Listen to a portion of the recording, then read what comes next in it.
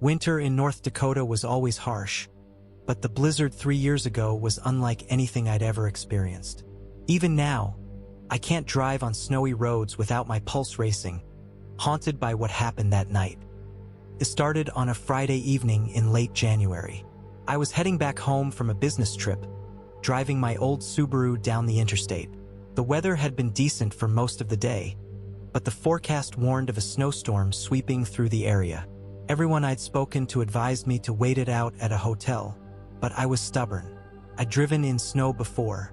How bad could it really be? That decision nearly cost me my life. The first flakes started falling as I left the city limits. At first, it was almost pleasant, the kind of gentle snow that makes everything look pristine. But within an hour, the storm intensified. The wind picked up, howling like a living thing, and the snow turned to a whiteout. My headlights barely cut through the wall of white ahead of me, and the road disappeared beneath a thick layer of snow. I slowed to a crawl, gripping the wheel so tightly my knuckles ached. The occasional flash of a reflective mile marker reassured me I was still on the highway, but my GPS had lost signal, and I hadn't seen another car in what felt like forever. I was completely alone. The storm had swallowed the world. As I crept forward, something dark emerged from the white haze. A car. It was parked diagonally across the road, its hazard lights flashing weakly. My heart jumped. I managed to stop without sliding, my tires crunching over the icy snow. The car's driver's side door hung open, swinging slightly in the wind. I rolled down my window, cold air biting at my face. "Hello," I called out. No response. I couldn't just leave without checking. Against my better judgment, I pulled over, leaving my headlights on, and stepped out into the storm. The cold was brutal, seeping through my thick coat within seconds. Snow pelted my face, and the wind howled in my ears. The car was empty. A few scattered belongings, an old thermos, a blanket, and a phone charger, lay in the front seat. It looked like whoever had been here left in a hurry. I scanned the area, squinting through the storm. There, in the distance, I saw footprints leading away from the car and into the field beyond. Something about those tracks unsettled me. They were uneven, as if whoever made them had been stumbling or injured. I hesitated, glancing back at my car. Every instinct screamed at me to leave, but I couldn't shake the thought of someone out there in the storm, needing help. Grabbing a flashlight from my glove compartment, I started following the tracks. The snow was deeper than I'd thought, and every step was a struggle. The wind tore at me, and my flashlight's beam barely cut through the swirling snow. But the tracks were fresh, the edges sharp, and they led straight into the field. After about 15 minutes of trudging, I spotted something ahead. A dark shape slumped in the snow. My stomach tightened as I approached. It was a man, lying face down, half buried in the snow. His coat was torn, his gloves missing, and his skin was an eerie shade of blue. For a moment, I thought he was dead, but then I saw his chest rise and fall faintly. "Hey!" I shouted, dropping to my knees beside him. "Can you hear me?" His eyes fluttered open, unfocused. His lips moved, but no sound came out. I shook him gently, trying to rouse him. "We have to get you out of here," I said, my voice trembling. He muttered something then, so quiet I almost missed it. "She's still out there." I froze. "Who's out there? Were you with someone?"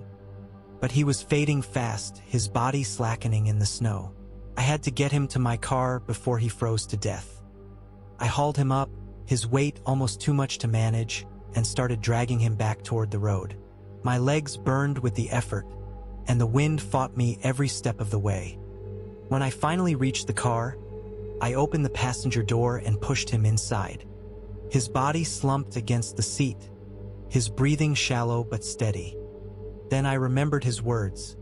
"She's still out there." I should have left.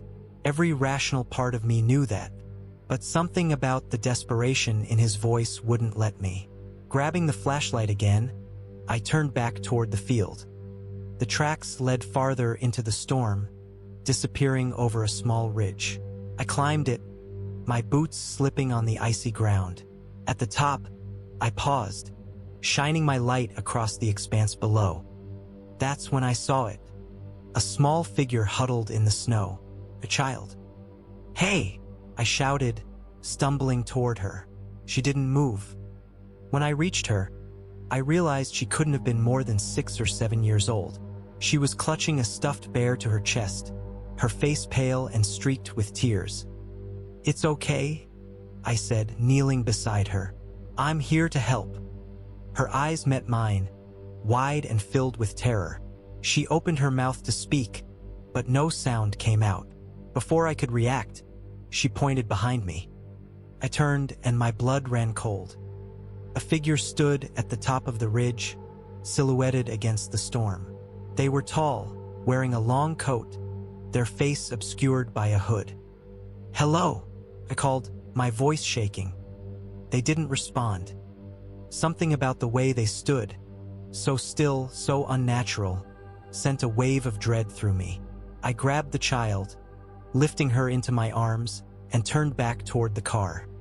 The figure didn't follow, but I could feel their gaze, heavy and unrelenting, as I trudged back through the snow. When I reached the car, the man was conscious again, his eyes widening when he saw the child. "Emily," he whispered, tears streaming down his face. I bundled them both into the car, cranking the heat as high as it would go. The man clutched the child to his chest, whispering reassurances as I sped back toward town. We made it to the hospital, where doctors told me they'd likely have died within minutes if I hadn't found them. They were suffering from severe hypothermia but would recover. I wanted to ask the man about the figure on the ridge, but I never got the chance. By the time I returned to check on them, they were gone. The nurses told me they'd left without a word, leaving behind only the stuffed bear. To this day, I don't know who or what I saw out there in the storm, but every time the wind howls outside my window, I think of that silent figure watching from the ridge, and I wonder if they're still out there, waiting for the next lost traveler to cross their path.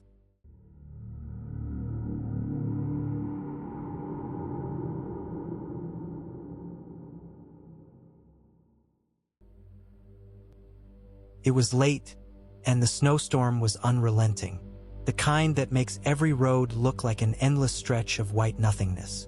I was driving back from a conference a couple of towns over, regretting my decision to skip a night at the hotel to save money. My sedan wasn't built for these conditions, and the wind howled as the tires fought for traction on the icy road.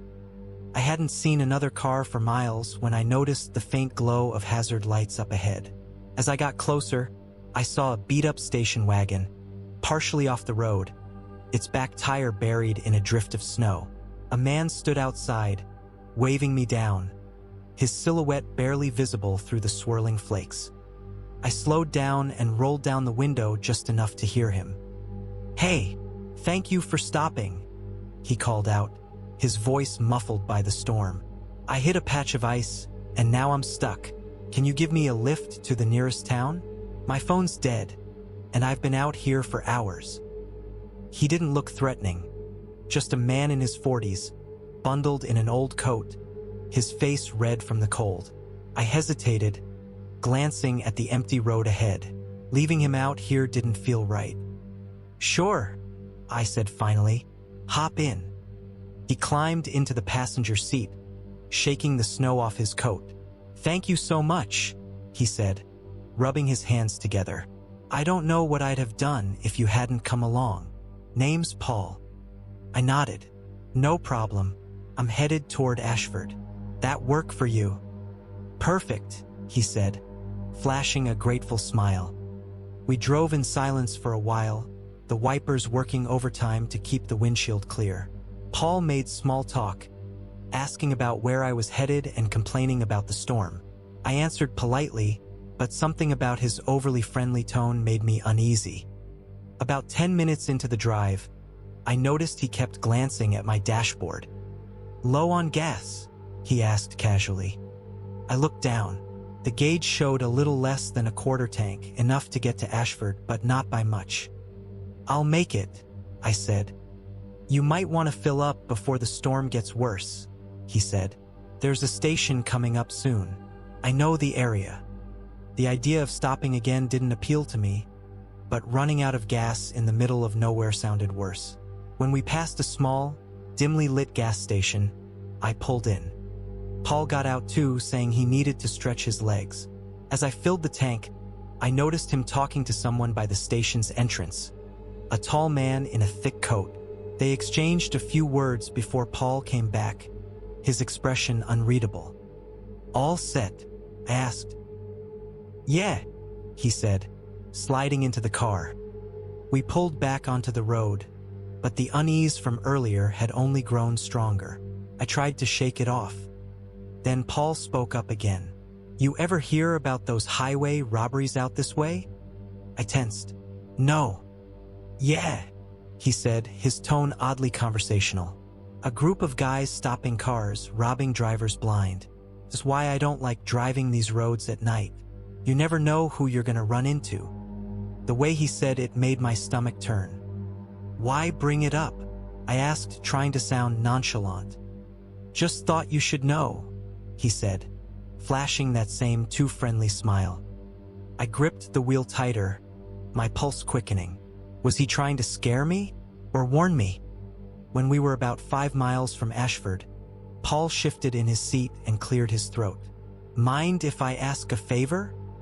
"What kind of favor?" "There's a road coming up on the left. Leads to my brother's place. Could you drop me there instead of the town? It's not far." I glanced at him, my heart pounding. "I thought you said you needed to get to Ashford."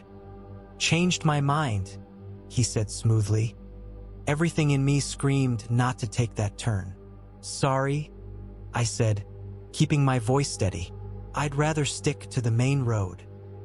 Paul's demeanor shifted. The friendliness disappeared, replaced by something colder. "You're making a mistake," he said quietly. My hands tightened on the wheel and I kept driving. The next few minutes felt like hours. Paul sat stiffly in his seat, staring straight ahead. I could feel the tension in the air, every nerve in my body on high alert. Finally, the lights of Ashford appeared in the distance. I pulled into a well-lit diner parking lot and parked the car. "This is where you get out," I said firmly. Paul didn't move at first. Then he gave me a slow, unsettling smile. "Thanks for the ride." He stepped out and slammed the door behind him. I watched as he walked toward the diner, his figure disappearing into the crowd of customers. I sat there for a few minutes, trying to calm my racing heart. Something about the whole encounter felt wrong, but he was gone now. I was safe, or so I thought. When I finally got back on the road, I noticed something in the rearview mirror. A car with its headlights off, following at a distance. My chest tightened as I realized the taillights looked familiar. It was the station wagon. Paul hadn't been stuck. He'd lied. And now he wasn't alone. I kept my eyes on the road, trying to think clearly. My pulse thundered in my ears, but I forced myself to stay calm. The diner was only a mile back. I could turn around, go inside, and call the police. But something told me Paul wasn't bluffing when he said I'd made a mistake. Heading back might give them an opportunity. No, I had to keep moving and find a way to lose them. The storm wasn't letting up, and the roads were slick with fresh snow. I took a sharp right at the next intersection, veering onto a side street I hoped would lead to the main highway. My car skidded slightly, but I kept it steady. The headlights behind me reappeared seconds later, following me around the turn. Panic clawed at me as I glanced at the gas gauge. It hadn't hit empty yet, but the needle was dangerously close. I had to act fast. Up ahead, the road forked. Without hesitation, I veered left, onto what looked like a narrower, unplowed road. The snow was deeper here, slowing me down, but I hoped it would slow them down too. For a moment, I thought it had worked. The headlights behind me disappeared, swallowed by the storm. Relief washed over me, but it was short-lived. Suddenly, A pair of headlights appeared from a side road, cutting across my path. Another car, another station wagon. I slammed on the brakes, the tires skidding as my car came to a stop just feet from their front bumper. The driver got out, a large man wearing a hooded coat. He stood in the glow of his headlights, unmoving, his face shadowed. I threw the car into reverse, spinning the wheel to back away, but the original station wagon had caught up. Its headlights blinded me as it blocked the way I'd come. My chest tightened as I realized I was trapped. Paul emerged from the second car, his coat flapping in the wind as he approached. He wasn't smiling anymore. "Didn't I tell you this was a bad road for strangers?" he said, his voice calm but chilling. I locked the doors and reached for my phone, but my frozen fingers struggled to navigate the screen. I dialed 911 and hit call, praying the dispatcher would answer before Paul reached me. Paul tapped on the driver's window. "Open up," he said. "Let's talk." I didn't move. The 911 operator answered, and I spoke quickly, giving my location as best I could. Paul must have heard me because his demeanor shifted. "You called for help? Smart. Real smart." The large man from the first car approached, a crowbar in his hand. My heart pounded as I realized they weren't going to wait for me to cooperate. But then, something unexpected happened. The driver of the second station wagon, who I hadn't seen until now, stepped out from behind the wheel. He was an older man, dressed in a heavy winter coat, his face stern and unreadable.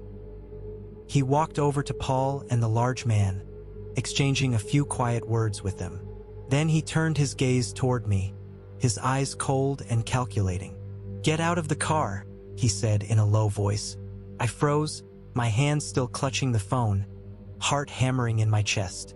But I couldn't give up without a fight. "I'm calling the cops," I said, though my voice trembled. Paul glanced over his shoulder, giving the older man a sharp nod. Without a word, the older man reached into his coat pocket and pulled out something long and thin, another crowbar. My pulse quickened, and I realized they weren't going to wait for me to open the door. My mind raced, trying to think of something, anything to get me out of this. Then, without warning, Paul took a step back, his eyes narrowing. "Maybe you should have listened when I warned you. Now you'll have to deal with it." The older man slowly approached, and the other one, the big guy with the crowbar, was closing in on my side. Suddenly, the roar of an engine cut through the storm. A third station wagon came barreling down the road, its tires crunching through the snow. The new car didn't slow down. It slid to a stop, nearly crashing into the two cars already blocking me in. The man behind the wheel didn't even hesitate before getting out. It was another guy, middle-aged with a heavy-set build, wearing a thick parka. He turned to Paul and the others and said, "You got her, Paul?" Paul nodded. "Almost. Just need to get her out of the car." I felt a cold chill run down my spine. I'd made a mistake when I thought I could outrun them. The new guy stepped toward my car, and I could see his expression behind his goggles. Grim, like he was getting impatient. His footsteps crunched in the snow as he approached my door. With a sinking feeling, I realized I was completely surrounded, outnumbered, and no longer in control. But just as the man reached for my door handle, I took a deep breath, gripped the steering wheel, and slammed my foot down on the gas. The tires spun wildly as I floored it, the car rocking back and forth on the slick road. The engine roared, and I shot forward, hitting the first station wagon with a jolt.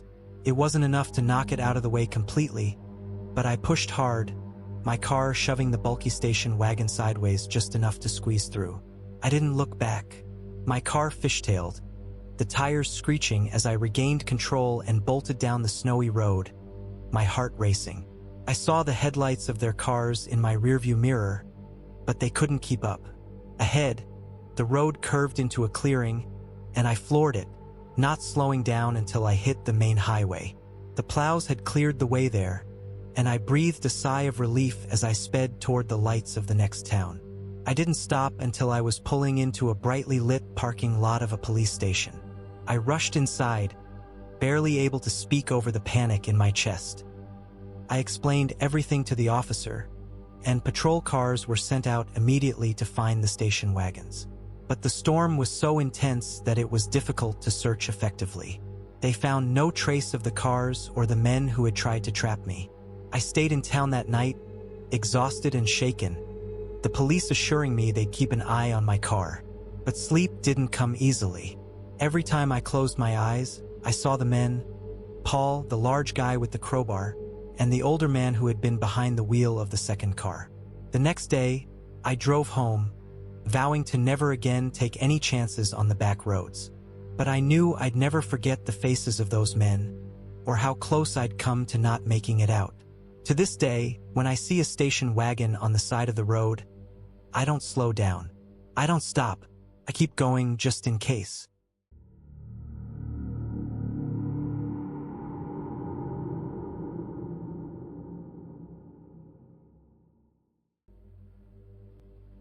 The snowstorm was relentless, turning the road ahead into an endless blur of white. My windshield wipers fought a losing battle, and the gas gauge was hovering dangerously close to empty. The nearest town was still miles away, and I was already regretting taking this backroad shortcut. Then, through the curtain of snow, I saw him, a man stumbling out from the forest, waving his arms wildly. I braked hard, my car skidding slightly before coming to a stop. He reached the passenger side window, his face red and raw from the cold, snow caked onto his jacket. "Please," he said, his voice muffled through the glass. "I need help. My car broke down, and they're out there." I froze, gripping the wheel. "They? Who's out there?" I asked, not unlocking the door. "I don't know," he said, his breath fogging the window. I parked my car on the side of the road and went to check the trunk. When I came back, another car had pulled up behind mine. I tried to talk to them, but they just stood there, watching me. Then I heard someone in the trees. He glanced over his shoulder, as if expecting someone to emerge from the storm at any moment. "I ran into the woods," he continued. "I've been trying to stay ahead of them, but I don't know how long they've been following me." My stomach knotted. I wanted to leave him there, to roll up the window and keep driving. But leaving someone to freeze in a storm like this felt unthinkable. "Get in," I said reluctantly, unlocking the door. "But if this is some kind of setup." "It's not," he interrupted, climbing in. Snow fell from his clothes onto the seat, and he shivered violently. "Thank you." I pulled back onto the road, my eyes darting between him and the mirrors. The thought of someone or several people lurking out there in the storm sent a chill down my spine. "What's your name?" I asked. "Nick," he said. "I'm sorry about this. I know how it sounds, but I swear I'm telling the truth." I nodded, though his story didn't make much sense. Why would someone abandon their car and head into the woods if the threat was on the road? But before I could press him, headlights appeared in the rearview mirror. "They found me," Nick whispered, his voice trembling. "Oh God." The car behind us was gaining quickly, its headlights cutting through the storm. My pulse raced as I pressed the gas pedal harder, but the road was slick, and the last thing I wanted was to skid into a ditch. "Are you sure it's them?" I asked. Nick just nodded, his eyes locked on the mirror. The other car was close now, maybe 50 feet behind us. It wasn't flashing its lights or honking, just silently tailing us, which was somehow worse. "What do they want?" I muttered, more to myself than to him. "I don't know," Nick said. "I didn't stick around to find out." The road ahead forked, and I took the left turn without signaling, hoping to lose them. But the car followed, its headlights unwavering. "Is there a town nearby?" I asked, gripping the wheel tighter. "There's a gas station about 5 miles ahead," Nick said. "But I don't think we should stop." "We don't have much choice," I said, glancing at the gas gauge. "We're running on fumes." The car behind us suddenly swerved into the oncoming lane, pulling up alongside us. I could make out two figures in the front seats, but the snow obscured their faces. They kept pace with me for a moment, their engine roaring over the sound of the storm, before swerving back behind us. "What the hell are they doing?" I hissed. "They're messing with us," Nick said. "They did the same thing to me before I ran." The road was narrowing, the snow piling up thicker with each passing minute. Up ahead, a faint light pierced the darkness. The gas station. "There," I said, relief flooding me. "No," Nick said sharply. "Don't stop." But I ignored him, pulling into the lot. The gas station was little more than a shack, its single pump half buried in snow. I killed the engine and turned to Nick. "You said this place was safe," I snapped. "I said it was nearby," he replied, his voice shaking. "I didn't say it was safe." Before I could respond, the other car pulled into the lot, its headlights flooding the interior of my car. Two figures stepped out, their forms blurry through the snow. "Stay here," I said, grabbing the tire iron from under my seat. "Are you crazy?" Nick hissed, but I was already stepping out into the storm. The men approached slowly, their faces hidden by scarves and hoods. One of them held something in his hand, a crowbar. "What do you want?" I shouted, my voice barely audible over the wind. They didn't answer. Instead, they split up, one moving toward the front of my car, the other circling behind. I tightened my grip on the tire iron, my heart pounding. Suddenly, Nick was beside me, holding a wrench he must have grabbed from the glove box. "They don't want to talk," he said grimly. "Get ready." The two men kept advancing, their movements deliberate, like predators sizing up prey. The one with the crowbar stopped in front of the car, his eyes glinting behind the hood as he tapped the metal against his gloved hand. The other circled toward the passenger side, his intentions unclear. "We don't want trouble," I shouted, my voice trembling but loud enough to carry over the howling wind. "If you want the car, take it. Just leave us alone." Neither man responded. The one with the crowbar glanced at his partner and gave a small nod. The second man moved faster now, rounding the rear of my car. I turned to face him, gripping the tire iron so hard my knuckles ached. Nick was by my side, clutching his wrench like a lifeline. "They're not going to stop," he said, barely audible. "We need to make a run for it." "To where?" I shot back, panic rising. "We're in the middle of nowhere." The man near the front of the car raised the crowbar and smashed it against my hood, the sound like a gunshot in the storm. I flinched, instinctively stepping back. "That's a warning," Nick said, pulling at my sleeve. "Next, it's us." Before I could respond, the man near the passenger side lunged forward, his hand reaching for Nick. Nick swung the wrench wildly, catching him in the forearm. The man grunted in pain but didn't stop. His other hand shot out, grabbing Nick by the collar and yanking him toward the snow. "Hey!" I shouted, rushing forward. I swung the tire iron, aiming for his shoulder, connected with a sickening thud, and he stumbled, releasing Nick. "Run!" Nick gasped, pulling me toward the gas station building. We bolted for the door, slipping on the icy pavement but managing to stay upright. Behind us, the two men were regrouping, their voices muffled but angry. The gas station door was unlocked, and we burst inside, slamming it shut behind us. The single overhead light flickered, casting eerie shadows over the rows of dusty shelves. The place was empty. No clerk, no customers, just the faint hum of an old refrigerator in the corner. Nick grabbed a metal shelf and shoved it against the door as a makeshift barricade. "This won't hold them for long," he said, breathing hard. I looked around, searching for something, anything that could help. There was a landline phone on the counter. I darted over and snatched it up, my heart sinking when there was no dial tone. "They cut the lines," I muttered, slamming the receiver down. Nick grabbed my arm, pulling me toward the back of the store. "There's got to be a storage room or a back door," he said. We found the storage room, a cramped, cluttered space filled with boxes and cleaning supplies. There was a small window high on the back wall, half covered in frost. Nick climbed onto a stack of boxes, trying to pry it open, but it wouldn't budge. "Come out!" one of the men shouted. "You're just making this harder on yourselves." Nick shook his head, his face pale. "We can't fight them both." "Then we distract them," I said, a desperate plan forming in my mind. "One of us draws them away while the other makes a break for it." "I'm not leaving you," Nick said firmly. "You don't have a choice," I snapped. "If we both stay, we're done."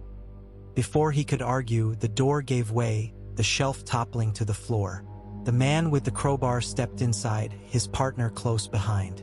They paused, scanning the room, their eyes locking on us. "Stay back," I shouted, raising the tire iron. The man with the crowbar laughed. A low, chilling sound. "You're cornered. Just give up." Nick glanced at me, his expression torn. "You sure about this?" I nodded, my heart hammering in my chest. "Go, now." Without hesitation, Nick darted toward the window, using the boxes to pull himself up. The second man lunged for him, but I stepped forward, swinging the tire iron with everything I had. It hit the man's shoulder, and he stumbled back, cursing. Nick managed to squeeze through the window, his feet disappearing into the snowstorm. The man I'd hit turned to follow, but I swung again, forcing him to stay focused on me. "Over here," I shouted, backing toward the shelves. "Come and get me." The man with the crowbar advanced, his partner close behind. I dodged around the shelves, knocking over cans and boxes to slow them down. My pulse thundered in my ears as I searched for an escape route, but there was nowhere to go. The crowbar swung toward me, and I ducked, the metal grazing the shelf behind me.